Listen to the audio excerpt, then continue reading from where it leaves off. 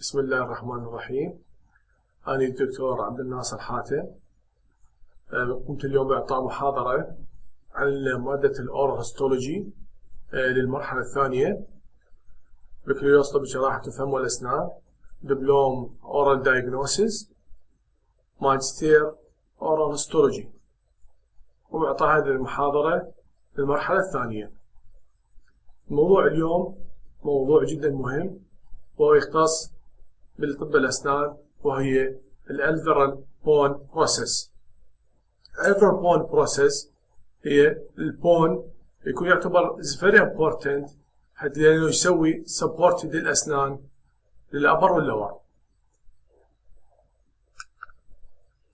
الألفيولار bone process may be defined as that part of the maxilla and the mandible that form and support the socket of the teeth. الألفيولار بون هو يعتبر specialized، يحيط بالأسنان عن طريق الروت سطح السمنتال. عندنا هنا chemical composition of the bone. البون consists of about 65% inorganic and 35% organic material. The inorganic material is hydroxyapatite crystal, while the organic material is primarily type 1 collagen, which lies in ground substance of glycoprotein proteoglycan. إذن عندنا هنا يتكلم عن محتويات ومكونات البون. البون يتكون عندنا من اورجانيك والانورجانيك. يتكون عندنا الاورجانيك حوالي 65%، الانورجانيك والاورجانيك هي حوالي 35%. عندنا هنا الانورجانيك ماتيريال تكون مميزة جدا، وهي تتكون من الكالسيوم اللي هي اسميها هيدروكسياباتيت كريستال، بينما الاورجانيك ماتيريال الأورجانيك تكون من الكولاجين ومن البروتين. نوعية الكولاجين هنا عندنا البرايمري تايب 1، وبينما عندنا البروتينات الموجودة هنا هي كلايكوبروتين وبروتوكلايكان. Development of the alveolar process. عندنا near the end of the second month of the fetal life, the maxilla as well as the mandible forms a groove that is open toward the surface of the oral cavity. The tooth germs are contained in this groove, which also include the alveolar nerve and vessels. نتكلم عن development للبون أو of the alveolar process. يتكون عندنا بالسكند مانث من خلال الفيتال لايف.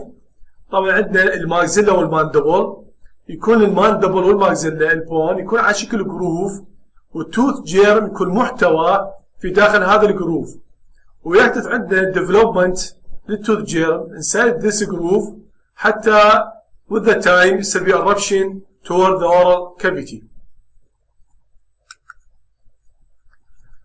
The embryonic origin of bone is from the dental follicle, and the alveolar process forms with the development and eruption of the tooth and gradually diminish with the loss of the teeth. هنا يبين انه الامبريونيك اوريجين البون يتكون من الدنتال فوليكل، والالفيولار بروسيس يكون مرتبط ارتباط زمني مع الإربشن of the tooth. في الديفلوبمنت of the tooth and bone يكون the same time until the dental will be the eruption of the tooth.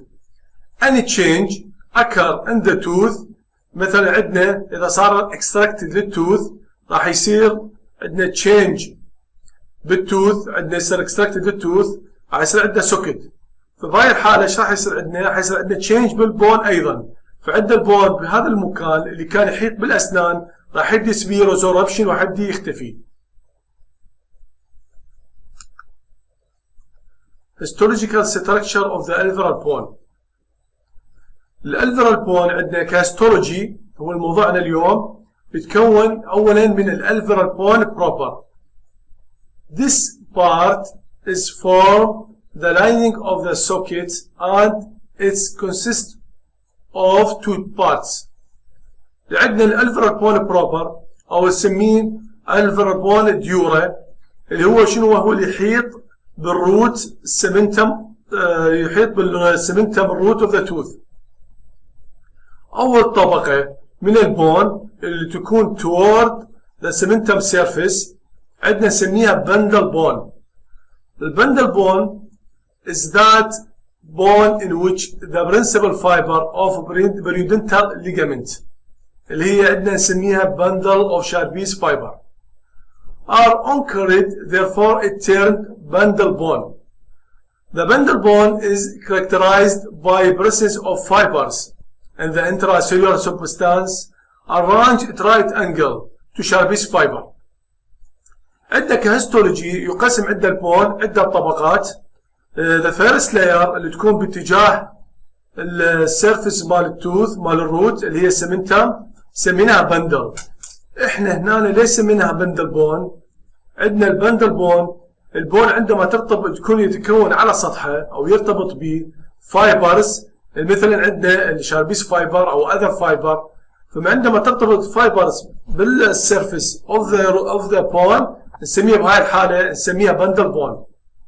وتكون عندنا على سطح البون surface of the bone اللي يكون toward the root surface يتكون كذلك من شاربيس فايبر يمتد من سطح البون الى سطح التوث او سطح الروت سيرفيس اللي هي سمنتم نسميها شاربيس فايبر. In addition to that there is another fiber نسميها شنو هي؟ هذه الفايبرز تكون متداخله انترا سيلولار على سطح البون، فتكون هذه الفايبرز تكون right angle to the Charpie's fiber. النقطة الثانية عندنا شو نسميها؟ laminated bone. الطبقة الثانية اللي تكون بعد الطبقة الأولى هي البندل بون سميناها laminated bone. Some lamella of laminated bone are arranged parallel to the surface of the adjacent marrow space, whereas other form of Haversian system إذا قلنا الطبقة الأولى سميناها بندل بون، والطبقة الثانية laminated bone اللي هي تكون supported للطبقة الأولى اللي هي بندل بون، تكون بعدها تكون سويها supported وتحتوي على Haversian system. نيجي على الجزء الثاني، احنا قلنا بالنقطة الأولى اللي هي Alveolar Bone proper. النقطة الثانية نسميها supporting Alveolar Bone. هذه أيضا تقسم إلى جزئين أو نقطتين. Consists of two parts. Number one cortical plates and B spongy bone or cancellous. نتكلم هسه على الأي أو number one cortical plate. The cortical plate consists of longitudinal lamella and Haversian system. It is similar to the Haversian bone found elsewhere in the body. The compact bone of the alveolar process is dense and continuous with the cortical plate of the maxilla and the mandible, and its form the buccal or labial plate and extend to the inner part to form the lingual plate. هنا عندنا الكورتيكال بليت يعني هو longitudinal lamella ويحتوي على Haversian system ويكون مشابه للبون العادي. البون عندنا في كل الجسم كل البادي عندنا الهيد ليج كل هذا البون يشبه عندنا هذا البون نفس الشكل تقريبا، وكذلك يحتوي على Haversian system ويكون يعتبر هو مكمل إليه. فthe compact bone of the alveolar process is dense ويكون هذا dense ويستمر على cortical plate عندنا بالماكسيلا والماندبل، فيكون عندنا سطحين.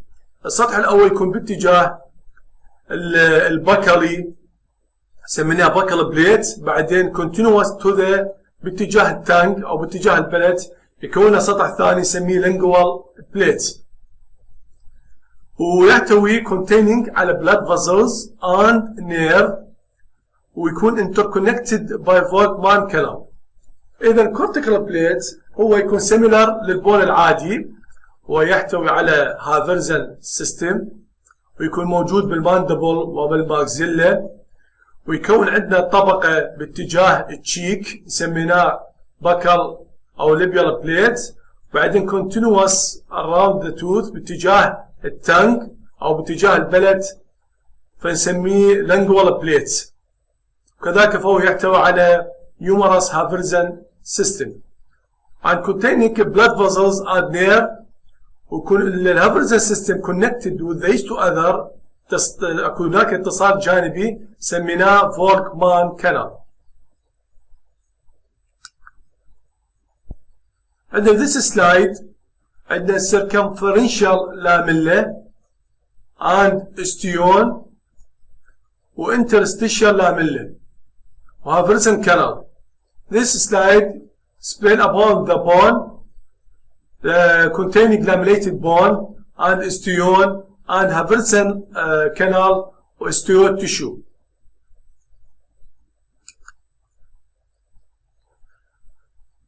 The cortical plates are thinner in maxilla than mandible. They are thickest in premolar and molar region of lower jaw, especially on buccal side. The lower jaw cortical plate of the alveolar process dense.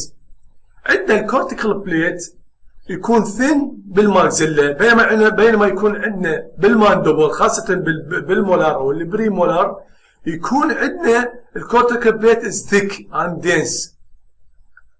The lower jaw cortical bone of the alveolar process dense. بينما in the region of the anterior teeth of both jaw the supporting bone usually very thin. احنا حكينا عن البوستيريور تيث، بينما عندنا بالانتيريور تيث يكون الابر واللور السبورتك بون يكون فيري ثين، بعض المرات ما يحتوي على سبونج بون اصلا، لان مازال انه ثين فيكون لا يحتوي بالوسط على سبونج بون. is found here and the cortical plate. لذلك is fused with the alveolar bone proper. يعني عددنا أول شيء طبقتين، الطبقة الأولى قلنا يحتوي على الباندل بون، بعدين تجي الطبقة الثانية لاميليتد، بعدين يجي الكورتيكال بليت والسبونج بون اللي حكي عنه بعد شوية. يقول هنا يرتبط الالفيولار بون بروبر بالسبورتك بون دايركت بدون السبونج بون. هنا السبونج بون أو الكانسلس بون. The sponge bone supporting the alveolar bone proper of alveolar bone. This bone composed generally by heavy trabecular or plates of bone with narrow space between trabecular. This space contains blood-forming elements, osteogenic cell and adipose tissue. الطبقة الأخيرة التابعة للسبورتنج alveolar bone سميناها سبونج بون. هاي السبونج بون تحتوي على ترابيكولا أو صفيحات بليت أوف بون، وتحتوي على مارو سبيس فراغات، تتكون من consist of the blood forming elements والاستيوجينيك cell and adipose tissue. عندنا this slide will show بالأبر عندنا tooth apex، وعندنا بالحيط بها compact bone، وبالداخل trabecular bone، أو إحنا سميناه قبل شوية سميناه sponge bone. عندنا هاي this picture يبين لنا ويوضح لنا circumferential lamella والشاربيس فايبر والبلاد فازل والهافرسن لاميلا والانترستيشيال لاميلا. كذلك عندنا الترابيكولا والفولكمان كانال اللي يوصل بين الكنالات،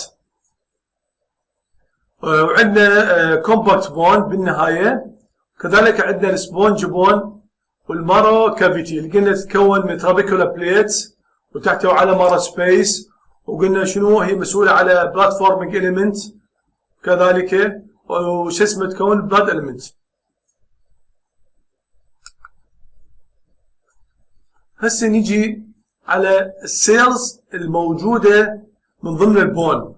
احنا حكينا بداية المحاضرة على الالفيولار بون بروسيس، قلنا هو البون اللي يحيط بالروت مال الاسنان او الروت اوف ذا توث او سراوندد ذا سوكت. طبعا البون يكون موجود، يكون عندنا بوليدوتال ليجامنت اللي يوصل ما بين السمنتم اوف ذا روت وما بين عندنا البون. هنا يحكينا على البون سيل او الخلايا اللي تكون موجوده في البون. اولا عندنا الاستيوبروجينيتال سيل. This cell undifferentiated mesenchymal cell present in the subperiosteal layer or lying in the vascular canal of the compact bone. They have the capacity to divide and give rise to any type of the other bone cell. عندنا اولا الاستيوبروجينيتال سيل او سميناها الخلايا المولده. هاي الخلايا تكون اندفرنشيتد وتستطيع ان تتحول الى اي خليه اللي تحتاجها بالنسبه للبون سيل، وتكون موجوده يا اما بالسبرستيال لاير او تكون لايرنج بالفاسكولار كانال. عندنا رقم 2 الاستيوبلاست.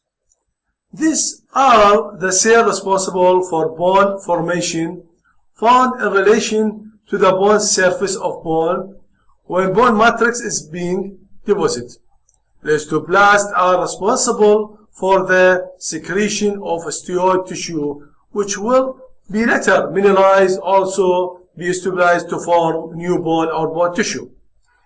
إذا قلنا أولا الاستيوبروجينيتال سيل. رقم الثانية أو نمبر 2 حكينا عن الاستيوبلاست، هي الخلايا المسؤولة for formation of the bone أو osteoid tissue. بالبداية أول شيء تكون عندنا الأورجانيك، بعدين تكون لنا بالمرحلة الثانية الأورجانيك. فهي responsible for secretion of osteoid tissue. بعدين بعد ما يكمل osteoid tissue will be later حيصير بيها mineralized also by osteoblast to form bone tissue. عندنا أنا this slide will show. احنا قلنا الاستوبلاست اولا يكون عندنا الاستيويد تيشو اللي هي الاورجانيك، بعدين يبدي سكريشن او تكوين المينرالايزد اللي هي الانورجانيك او الكالسيوم بالمرحله الاخيره. عندنا هنا بالسلايد واضح عندنا الاستيوبلاست والبري اوستيوبلاست. رقم 3 نمبر 3 بعد ما كملنا الاستيوبروجينيتال سيل وبعد ما كملنا الاستيوبلاست سيل عندنا هنا استيوسايت سيل. are in osteoblast which are imprisoned with the bone matrix. The cell body is located in lacunae. The lacunae are irregular, oval or flat and biconvex on edge. Fine cytoplasmic process of osteocyte extend for some distance into caniculi which radiate out from the lacunae. Also, osteocytes maintain bone tissue and play important role in its mineral storage. Number 3 عندنا هنا الاستوسايت. الاستوسايت تكون present داخل لاكيونا وتخرج من عندها extend cytoplasmic process. يكون شكلها irregular oval or flat. وهي العمر with the age تتحول إلى biconvex. وشنو وظيفتها؟ وظيفتها هنا to play important role بالحفاظ على mineral storage. عندنا هنا this slide will show الاستوسايت. عندنا الاستوسايت extend cytoplasmic process من عندها وعندنا blood vessels. هناك كذلك عندنا بالوسط يوضح لنا ذا فيجر او شكل الاستوسايت. Number 4 osteoclast. They are multinucleated chain cell which vary greatly in size and nature of nuclei. they are found in close association with the surface of bone where resorption takes place in shallow excavation known as house-shaped lacunae. And it's characterized by deep folding called ruffled border. The osteoclasts are derived from osteoprogenital cell or probably from circulating blood cell اللي هي monocyte. إذا عندنا نمبر 4 هنا الاستيوكلاست هي شو تكون من عدة نواة multinucleated chain cell وتكون large in size and مختلفة and very in size مختلفة بالحجم وتكون موجودة بالسيرفس اوف ذا بون أي مكان بون صار بيه resorption بالسلايد حنشوف موجود الاستيوكلاست بهذا المكان مكون في الشكل نسميه هاوشاب لاكيولا يتميز بوجود رفرد بوردر والاستيوبروجينيتال سيل تكون نقدر نجيبها عن طريق السيركوليتنج بلاد سيل نسميها مونوسايت. هنا عندنا بذيس سلايد نشوف واضح عندنا الرفرد بوردر. هنا بالاسفل عندنا البون وعندنا الفيزيكال وعندنا calcified cartilage and sealing zone. هنا نشوف بالسلايد وجي شو عندنا البون سليت روتيكوليوم عندنا الاستيوكلاست موجود قريبا عند الاستيوبلاست وعندنا كذلك الاستيوبلاست والاستوسايت والاستوكلاست. هذا الكلر مالته بلو كلر هذا معناه عندنا البون بدا يتكون او كمل البون يتكون بعد اكتمال الاورجانيك او اوستيو تيشو ذين الاونورجانيك نسميها مينرالايزد. هنا نشوف عندنا المرة والاستيويد تيشو والبون والاستيوكلاست also we'll see الاوستيوبلاست and nerve and osteoclast والبون.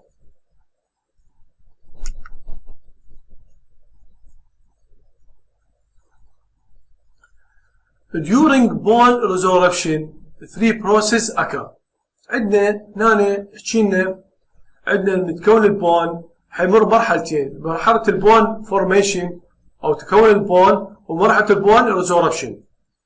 عند البون ريزوربشن اولا تبدا عمليه الديكالسيفيكيشن نمبر 1 نمبر 2 ديجارديشن اوف ماتريكس نمبر 3 حيصير به ترانسبورت للسولوبل اللي هو الاورجانيك والاورجانيك برودكت الى الاكسترا سيلولار فلويد اور ذا بلاد.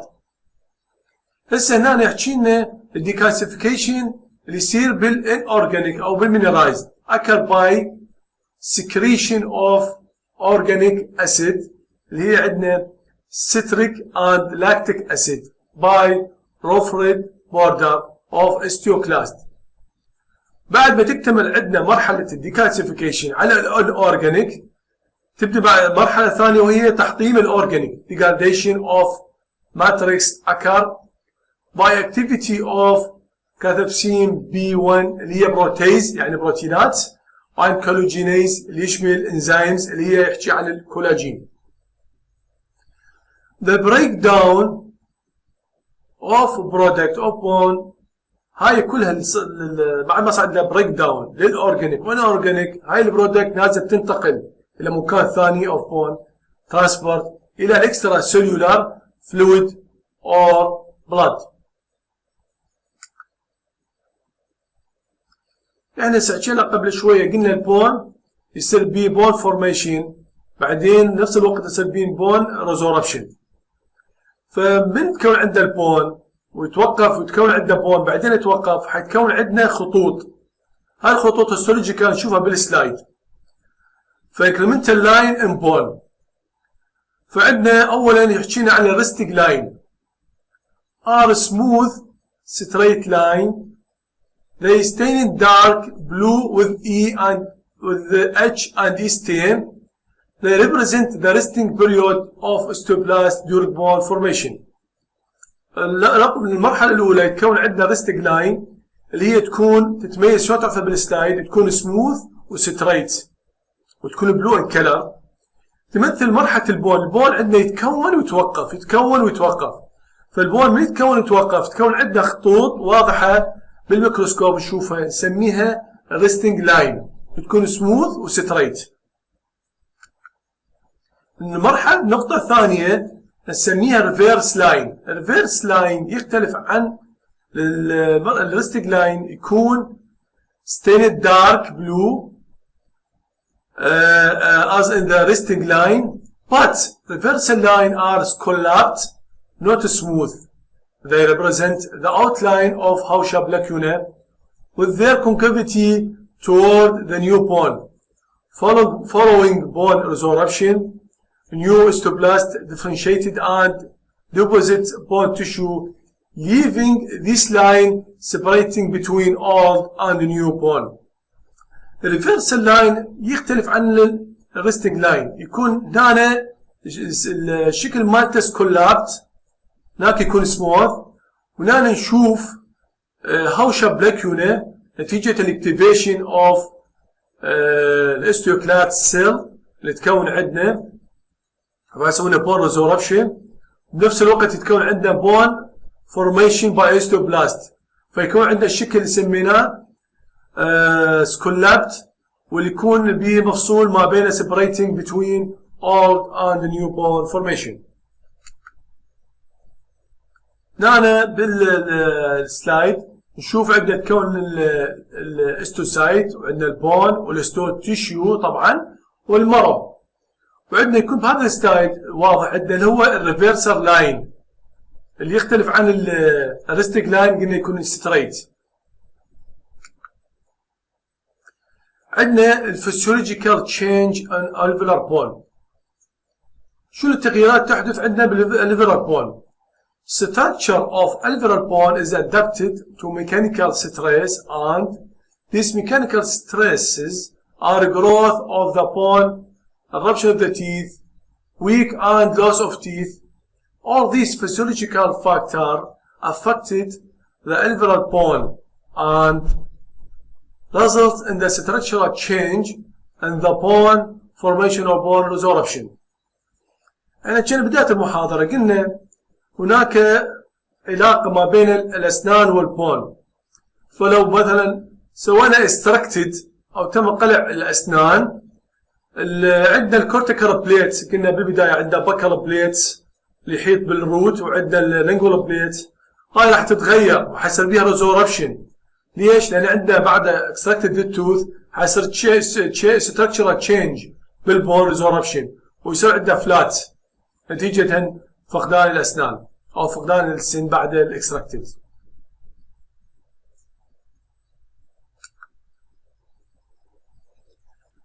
Clinical consideration. The bone considered biologically as highly plastic tissue because it is vascularized connective tissue and cellular tissue.